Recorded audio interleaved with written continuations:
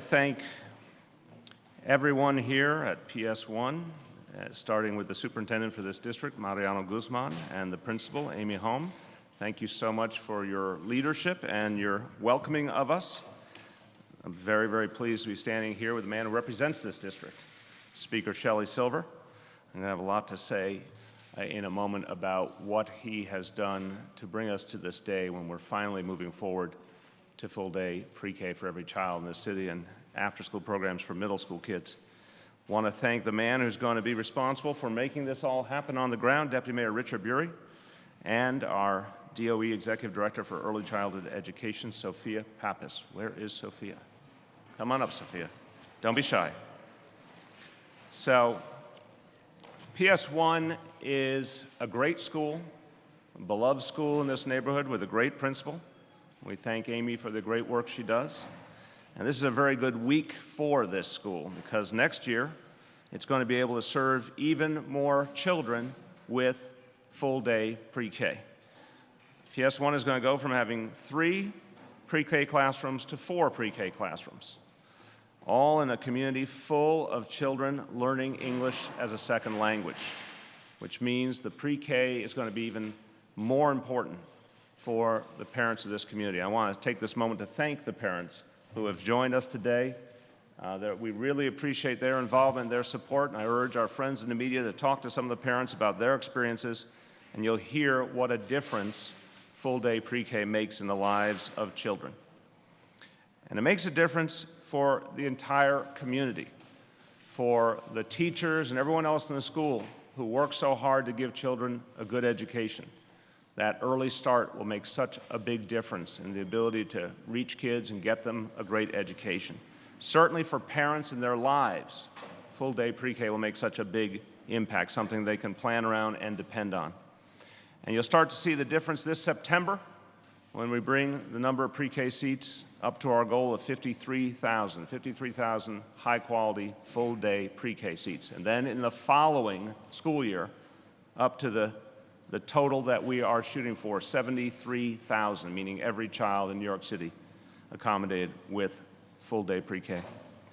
We announced yesterday the first seats being available for application through our public schools. As we said, thereafter, there's going to be an application process involving community-based organizations. And it's very fitting that we're here today in a school that's going to directly benefit, in a school where parents have been asking for more and more opportunities for pre-K. This school, PS1, is going to be an example of what we are able to achieve with full-day pre-K. It's also important to be here because, as I mentioned, we're in the home district of the man who's done the most to advance the cause of early childhood education in this state over the last 2 decades. And, you know, Speaker Silver, I think we can agree with the old truism that success has 1,000 fathers and mothers. But the truth is, for not just years, for decades, you have been fighting to make truly universal pre-K a reality in this city. And it's something that I think I have my facts right. You started talking about in 1996.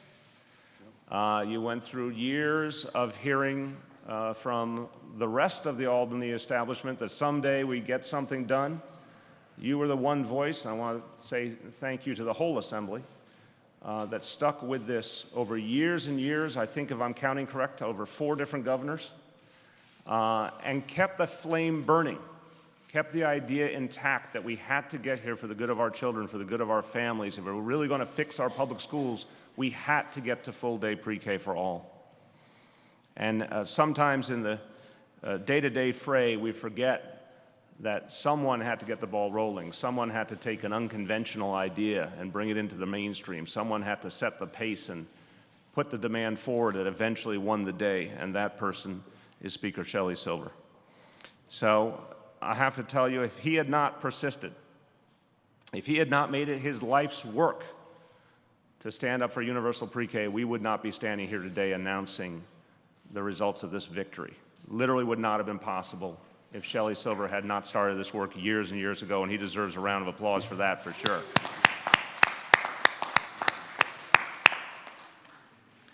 Now, this year, there was a great consensus in Albany. Started with the Assembly taking bold and decisive action. The Senate came on board. The governor believed in pre-K for the whole state, and I commend him for that. And everyone got on the same page. And that is the story of how we got to today, where we actually start to now apply this on the ground to people who need it. We can say, 1.5 billion over 5 years. We can say $300 million a year. Those are abstract numbers, but I'll tell you in human terms, they're vastly important. Because we have a 5-year commitment, we're now going to be able to achieve this goal of full-day pre-K for every child, high-quality pre-K for every child. This is going to change this city for the better. It's going to have a lasting impact. This is one of those moments in history where things changed for good. And the reason that has been possible is because one man stood up long ago and said that someday he would make it so. He's kept his promise. Speaker Sheldon Silver. Thank you very much. Thank you very much, Mr. Mayor, certainly for your kind words and acknowledging the leadership of the Assembly, my Assembly colleagues, and myself in establishing universal pre-K in the state of New York. I'm delighted, obviously, to be here at PS1, one of my hometown's truly wonderful public schools, and I join you in urging parents to please enroll your young children in one of our new publicly funded full-day pre-K programs. I am truly in my hometown. My family lived on Henry Street when I was born, a little further down. This is all, I never left. Let's put it that way. And I didn't have the benefit of pre-K when I grew up, but somehow I succeeded, I think. I think you did. As far as that goes. But what's important is that we get the message out to parents.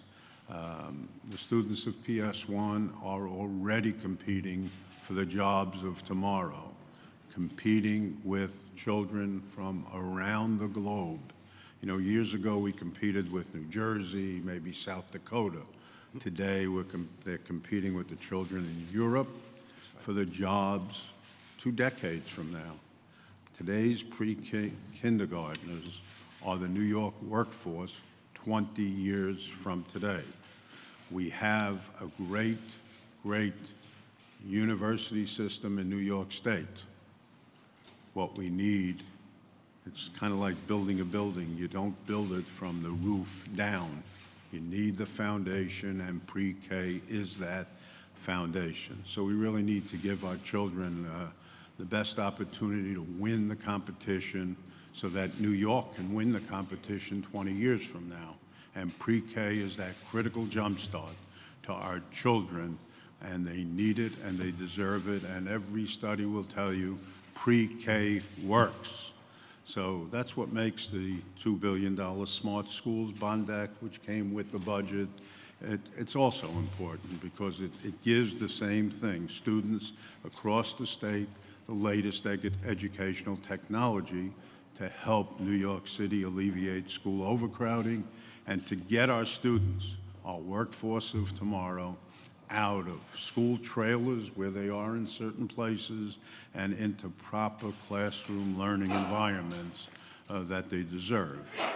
Children should not learn math by counting the raindrops that are leaking through the roof. They deserve a real environment, and hopefully with this mayor's vision and with the resources that we gave him in this budget and budgets to come, we'll be able to provide that environment that goes with starting at pre-K. So, as the mayor said, 17 years and 4 governors ago, I and my Assembly Democratic colleagues listened to the experts who said a quality pre-K program can lead to higher math and reading scores and long-term academic achievement. Year after year, with the leadership of the chair of our Assembly Education Committee, Assemblywoman Kathy Nolan, we fought for additional universal pre-K funding because we would not surrender our belief that the benefits of early learning are the birthright of each and every child. Then last fall, what really was significant, we gained a new partner, a powerful partner.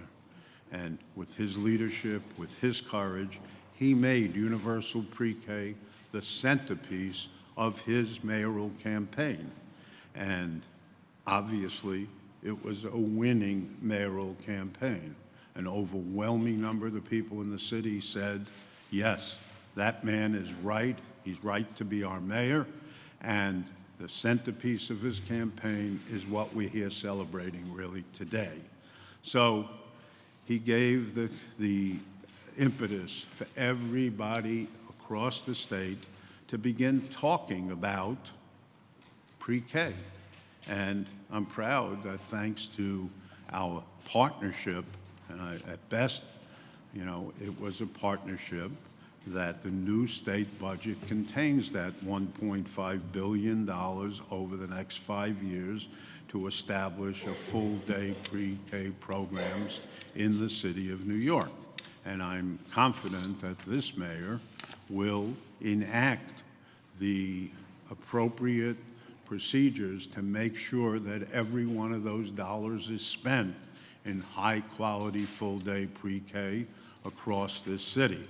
So it was a tremendous victory for our children, and as I said before, a big chunk of that credit for the victory goes to the mayor here.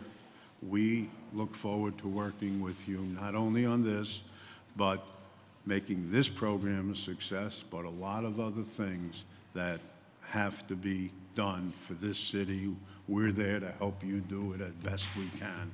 And I believe that years from now, we'll look back on this moment as the beginning of a new era in New York, an era where the potential contained in each and every young mind is truly valued, and our city will be better off for it. So congratulations, Mr. Mayor, on a job very well done.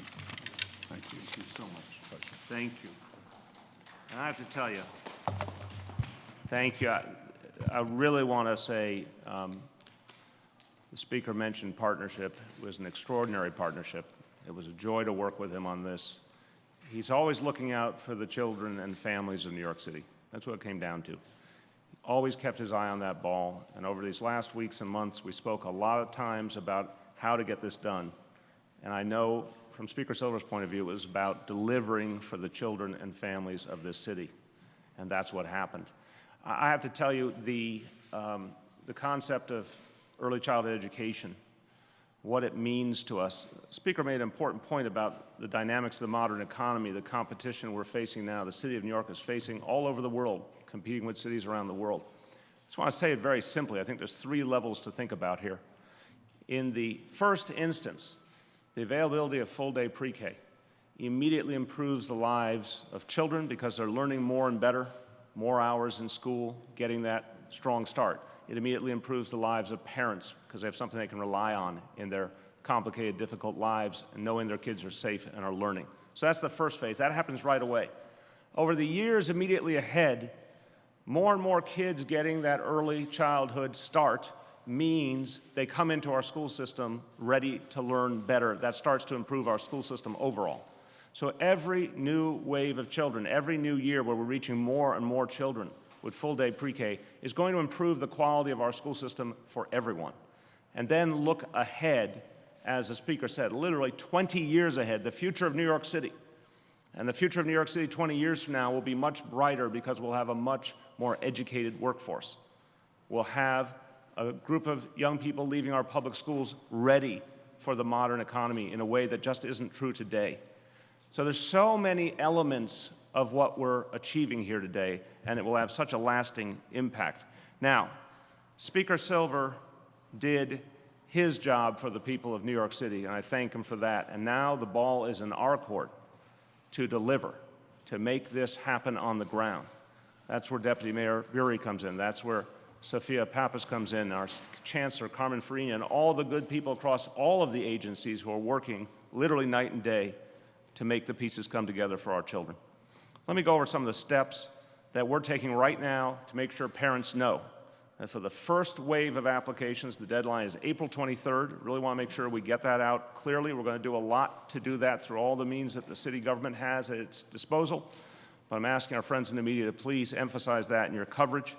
Again, that is the first opportunity for people to apply. There will be other opportunities immediately thereafter with pre-K programs in community-based organizations in every neighborhood of the city. And we are going to amplify that April 23rd deadline with a variety of tools. First of all, a campaign, an ad campaign called Opportunity Starts Now. Opportunity Starts Now, which will be, is already starting to be, and you'll see more and more of it in our subways, our buses, and on our bus shelters. We'll have a 30-second public service announcement on our taxis with Taxi TV. There's going to be a particularly compelling announcement, one I'm particularly fond of, on the 311 system. It's going to have the mellifluous voice of Shirlane McRae, our First Lady. When you're on hold with 311, the First Lady will tell you how to apply for full-day pre-K for your child. And her voice convinced me long ago. I think it will convince parents to go immediately and apply. And while we're talking about 311, operators now have instructions about how to direct people so that they can get information on which sites are available and on how to apply. So 311 will be a tool for any parent who wants to apply for pre-K.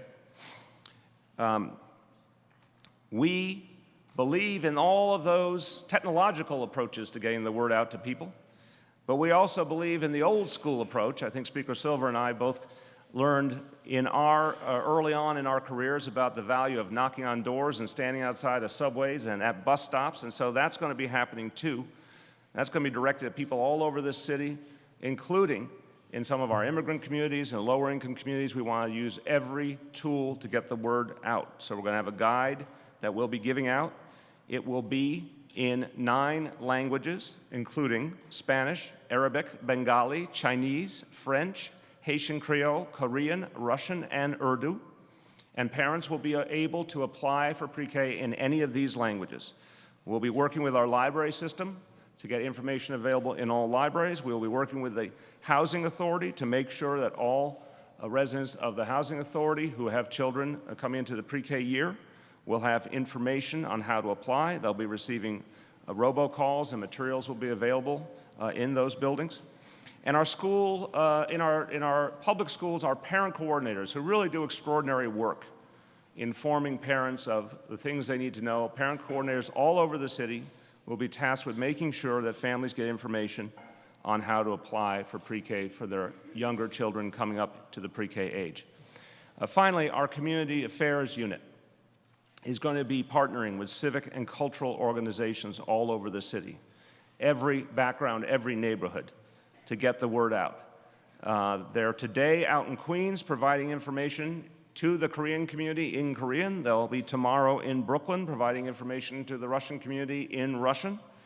There's many things that'll be done to get the word out, but the most important thing, as always in human life, is for everyone to talk to their friends, talk to their neighbors, talk to their family members, let them know pre-K is available on a much greater scale for this September. It will grow even more thereafter, and the time to apply is now. And by the way, again, for anyone who likes the technological approach, a couple of ways that people should know they can get information. They can apply, obviously, they can apply online at schools.nyc.gov/pre-K. That's with no hyphen, just P-R-E-K. So again, schools.nyc.gov/pre-K. You can text the word pre-K, again, no hyphen, P-R-E-K, to 877-877 to get information. Or if you want to go in person, you can go to one of 13 enrollment offices across the city to get information on those offices, or any information about how to sign up. You can call 718-935-2009, 718-935-2009, or again, use schools.nyc.gov. So all of those approaches are going to saturate this city. And I know our colleagues from the Assembly and all of our other colleagues in elective office are working with us to make sure their staffs are going out across communities to get the word out. We have 3 weeks for parents to apply for this first wave of new pre-K seats. We want to make sure the word gets out with every tool. Before we go to questions, just a moment. En español, Estoy muy agradecido del presidente de la Asamblea Estatal, Sheldon Silver. Él ha trabajado muy duro por la ciudad de Nueva York. Es por él que ahora mucho más niños podrán ir al pre-kinder. Estamos trabajando juntos para asegurar el éxito de todos y cada uno de nuestros niños. With that, we welcome on-topic questions first. On topic. Jonathan. Mr. Mayor, the $300,000. I'm sorry, say again? $300,000 using for the ad campaign. Can you speak to the source of that money? And then is there any consideration to also adding a television ad campaign? I'm going to start. I'm going to look to Richard if he wants to add. The initial source of that money is money that was already in this year's DOE budget for promoting opportunities for children and parents, including the existing pre-K programs before this legislation was passed. So that's where most of the money comes from. We've added a little bit from the DOE budget to that to make it fuller. On the question of TV ads, you probably know more than I do on that one. Sure. There aren't TV ads right now, but we are exploring TV ads. We're going to explore other ways of accessing media, whether social media, traditional media, grassroots, as we said before. This is a long process. April 23rd is the deadline for the school-based slots, but as you all know, we're moving from 20,000 slots currently, full-day slots, to 53,000 full-day slots in the fall, till 73,000 full-day slots next fall, to the whole process this spring, after the school-based sites, to enroll and get the word out about a community-based organization site. So there's lots more work to do to get the word out. We're certainly relying on you all to help get the word out as well. So we're considering television, but as a part of a broad strategy to make sure that every New Yorker, every parent of a 4-year-old knows about this amazing educational opportunity that's coming their way. Is there a target number for applicants by that April 23rd deadline? No, we just want to fill the slots. Yeah, I mean, we expect, frankly, we expect more applications than we have school-based slots. I mean, there are, which is always the case, and we expect that to be true this year as well. And part of our job is making sure that all of those parents, even if you don't get a slot in a school-based program, part of our job is making sure they're aware of the other opportunities, because there's going to be so many more opportunities there are now than there ever have been before, and so making sure that parents are encouraged to apply, encouraged to get their name on the lists, and that's our job for the next several months. Let me add to that quickly. And let me speak as a New York City public school parent, having gone through lots of different application processes with my 2 children. So this deadline, April 23rd, is the first wave in terms of the public schools. Again, right after that, community-based organization options start to come online. People are going to see several waves of different options, again, all neighborhoods citywide. Remember that what also happens is after the first wave of acceptances, for example, the public school programs, kids will get accepted as normal, and then there's still some movement thereafter. A child, for example, might get accepted to their local pre-K, then their family might move, or they might decide on a different option even though they applied, and then seats become available again. So there's going to be a certain amount of opportunity throughout the spring. The important point is parents should apply to any and all options that they think will work for their child, because there may be more than one way to win. Andrew. Speaker, if I may. The mayor's attempt to raise taxes to pay for this program, as we all know, was not successful this year. In your view... Although we thank the Assembly for their support for that idea. In your view, should that be revisited next year, first of all, because the program is expanding again, and second of all, as a more sustainable source of funding for UPK? Well, I think we've achieved the $1.5 billion over 5 years appropriated, and we're only allowed to appropriate 2 years at a time, and 2 years of that is appropriated in this budget. I think the important thing for me, for the mayor, and for anybody associated with this was having a fund to rely on. So you start a program, you make the investments in either physical plant or whatever, knowing that next year the money will be there also and into the future. So I'm satisfied that we are going to have $300 million a year in the next 5 years, every year, to run this program.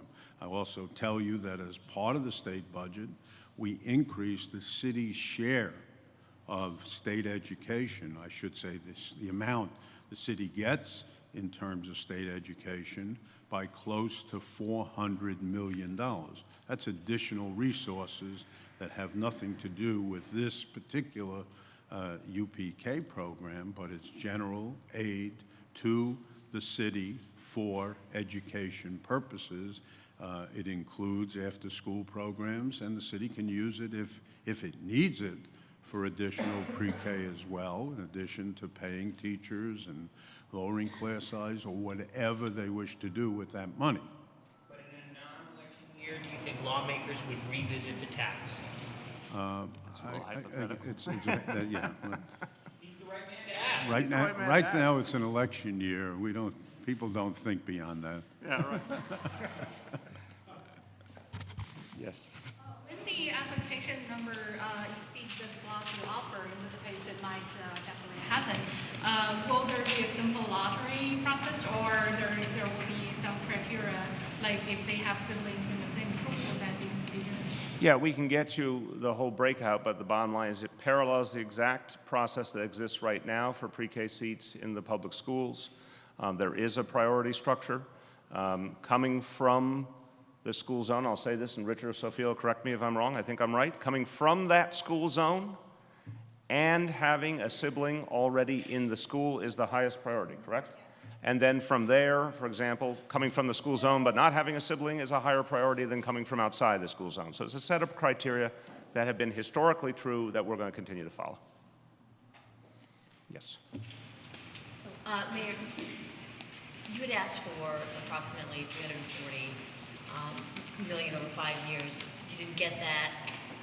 You got 300, so there's what, about 200 million over 5 years that you don't have. Where are you going to find that money? Is that something that you're going to use city money for, or how do you account for that? Well, we're working now to take the information from the budget and analyze it and make decisions about how to proceed. There's still a lot of information being worked on out of the budget process. It's a long and complicated document. I think we can agree on that statement.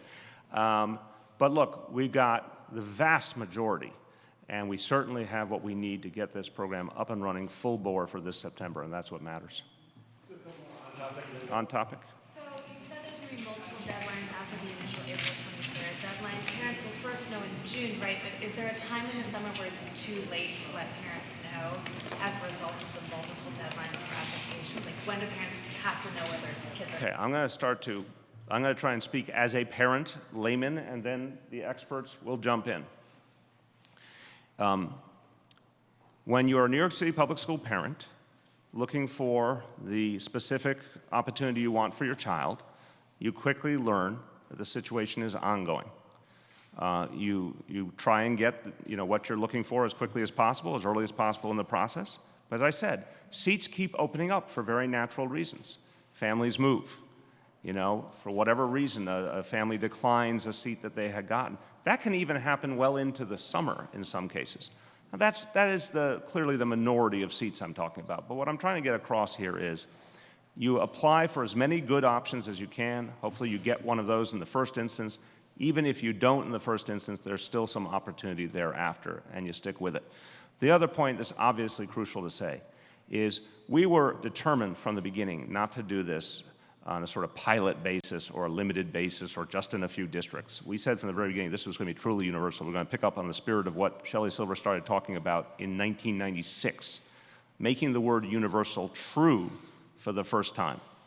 And that meant 2 jumps, to 53,000 this September to 73,000 in the following school year.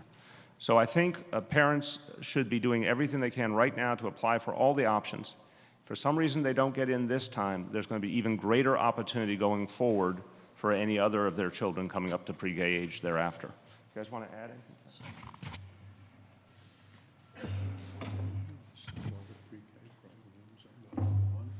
So we want to make sure that families have as many opportunities to understand their options and pursue their options as possible. As the mayor said, this is the first wave of that, after that June period, when parents pre-register based on their matches from this application, then they can go directly to the school. And they can continue that through the start of the school year. And then for the CBOs, once we make those options available, they can then go directly to the CBOs. We really encourage families to look at all these options over the next several months, and we look forward to, at the DOE and in collaboration with other agencies and community partners, at every turn, making sure that families have all the information they need to understand their options and to find the best option for them and their child.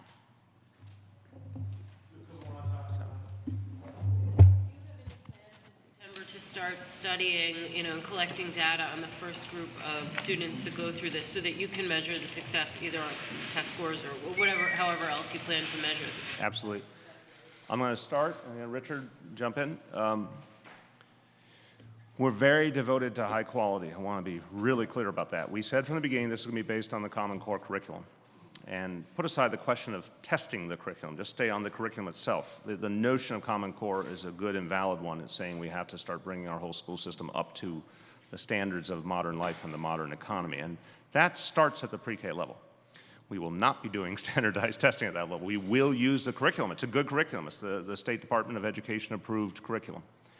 And we're going to constantly work at quality. That begins with the highest quality teachers being chosen from the beginning. There'll be ongoing teacher training efforts. We want to make sure in everything we do that it's never static, meaning we start with what we think is the best way to create across-the-board high-quality pre-K, and then we continue to upgrade it from then. We're going to use a lot of different measures to determine how we're doing and how to keep upgrading. But I think it's very fair to say we think this is both a qualitative and a quantitative exercise. If the past reality was the vast majority of kids did not get full-day pre-K. So you already lost on the quantitative because you weren't even putting kids in the classroom for enough time to have the impact you needed to have. The qualitative, though, is also crucially important, and it's something we're going to keep working on throughout. Thank you. The mayor really said it all. All I would add is, in thinking about quality, first of all, starts with selection. So the selection process, both for schools and community-based organizations, is intensive, right? Not everybody that applies can open UPK classrooms. So it starts by making sure that you're bringing schools and community-based organizations into the system who can demonstrate the ability to operate high-quality programs. Then you think about the other thing that impact program quality. The mayor talked about teacher selection, teacher support, teacher training, a big part of this work, curriculum support, curriculum development. The Department of Education is also focused on beefing up its staff so that you have a team of coaches who are going out and visiting programs regularly, supporting programs to help them to improve implementation, to make sure that programs are running well. So the whole design of the program is to ensure high quality delivery of programs. And then I would say more broadly as a system, we're committed to evaluating the program as a system-wide because we know that as good as we are on day one, it can only get better. And so we're really committed to putting the resources into ensuring that we're able to evaluate the program for purposes of improving quality for children and families over time and demonstrating to everyone that this really is a great investment we know it to be. Mr. Mayor, the city hasn't really changed the pre-application process for parents, right? You pushed back the deadline some. Considering the scope of expansion that we're looking at, why not try to make it more one-stop shopping for parents, especially with the new ones? This could arguably be a very frustrating process for folks having It's a very fair question, but our job is to make it clearer and better throughout. I've had a lot of conversations with my colleagues from a parent's perspective about wanting to make sure we provide maximum support for parents in this process. That's why now 311 is going to be a part of the process, for example. That's why the materials are going to be in multiple languages. That's why we're getting parent coordinators involved. Parent coordinators is a great example. It's where it's the human factor. They know the parents of their community. They're talking to them directly. They're helping them through the application process. So I think we obviously needed to make sure we had the funding. We didn't have the luxury of knowing until a few days ago if we would definitely have the funding. But we are convinced that we can use the previous process effectively in terms of the public school applications, and then for the others with the community-based organizations, we can provide a lot of support and a lot of facilitation to make sure that goes well for parents. to see if there might be Absolutely. This is one, look, this is our #1 initiative. I appreciate what Speaker Silver said. This is what I came here to do. I think I made that rather clear last year. And we're going to make sure it works. We have incredibly talented people working on it. We have a lot of people working on it. And we're going to be looking all the time for anything that is not working up to our standards. And part of why, again, parent coordinators, the community affairs unit, so many people out there, obviously elected officials and their staffs, we want to hear their constant response, their feedback about what's working and what's not, because we can do a lot to keep making adjustments so that it is clear. Okay, off topic. Mayor, the Speaker had said that, sounded like in his remarks, he said that he'd really like you to use some of the money that's coming. Are you leading the witness? Well, okay, you referenced to using money to eliminate trailers. Sounded like he really wants the city to make that a priority when it received this $700 million sum in technology bonds. But it's meant for technology and also pre-K facilities. Are you going to plan to prioritize the elimination of these trailers? Let me separate the procedural issue from what our goals are. The procedural, obviously that bond act has to pass. And we're very hopeful it will, and I'm going to certainly work every way I can to get it passed, but it has to pass. So we don't count on anything until it's done. Speaker has been very consistent. In the budget, though, right? In your budget planning. Well, again, we believe there's a good chance of it, but in terms of making any final plans, we have to see it pass. The Speaker has very adamantly, in these last months that we've been working together so closely, raised the issue of the overcrowding and the trailers. That afflicts some areas. Central Queens is a particularly important example of an area that really needs help. A lot of kids are in trailers. A lot of kids are in very overcrowded schools. We have to address that issue. The chair of the Education Committee, Kathy Nolan, has been very strong on this issue as well. And we share that concern. It's one of our priorities with our existing education capital budget and any new resources that we're hopeful we will get to be able to address the overcrowding issue. I don't want kids in trailers. I want to move aggressively to get them out of trailers. We know that will take some time, but we're committed to it. We're also committed to putting in new facilities in the most overcrowded areas. Central Queens is an example, Lower Manhattan is an example, like profoundly overcrowded dynamics with schools, lots of demand going unmet. We have to address that.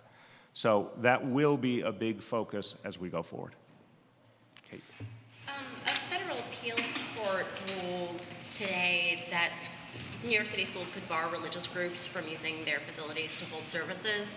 Are you going to say that schools should allow religious groups? I haven't seen the ruling. Obviously, Zach Carter will look at it and we'll assess from there. I stand by my belief that a faith organization playing by the same rules as any community nonprofit deserves access. They have to go through the same application process, wait their turn for space, pay the same rent, but I think they deserve access. They play a very, very important role in terms of providing social services and other important community services, and I think they deserve that right. But we'll assess the court decision and we'll look from there. There's a seasonal restaurant set to open in the Union Square Park Pavilion in June. It's something that you've gotten letters from elected officials around there on, and other park advocates and city council members. Yes, I have. They're calling on you to cancel the contract before there's a chance to open. Where do you stand on that? We're not to the point of issuing a firm position because we're still researching the situation. I've definitely talked to some of the elected officials locally. They're passionate on this issue, but we haven't had an opportunity to assess all of the reality, including how the previous administration got to this point and what their reasoning was and what it meant for the park and the city going forward. So we have to do that full analysis and then we'll come out with a position. There's a bill in the budget that allows for a tax break to condo development in the Bronx. It was something that the Bloomberg administration... Say again, a tax break for? For condo development up in the Bronx. Condo? Yeah, the name is Harbor Point and Shore Haven. Yeah, I don't know the development. So you can ask the question, but I just want to tell you from the jump, I don't know the specifics of that situation. The reason I ask is because apparently your administration signed off on it. The Bloomberg administration had opposed it because it was about $17 million worth of tax break. So just wondered if that was something that you were aware of. We'll get you more information on that. Andrew. Mayor, today Commissioner Bratton is meeting with Reverend Sharpton and retailers to discuss the ongoing issue of racial profiling for some shoppers in some stores. In your view, how much of a problem is this, and what would you like to see emerge from their meeting? It's a real problem. Obviously, a lot of people were treated inappropriately. You know, a lot of people were put through a very painful experience of being treated like they had done something wrong when they were law-abiding citizens who, I know in at least one or two of the cases that were well publicized, people who had paid with their own credit card and then were treated like second-class citizens. It's absolutely unacceptable. And so I think it's very important that that meeting is happening. I commend Commissioner Bratton.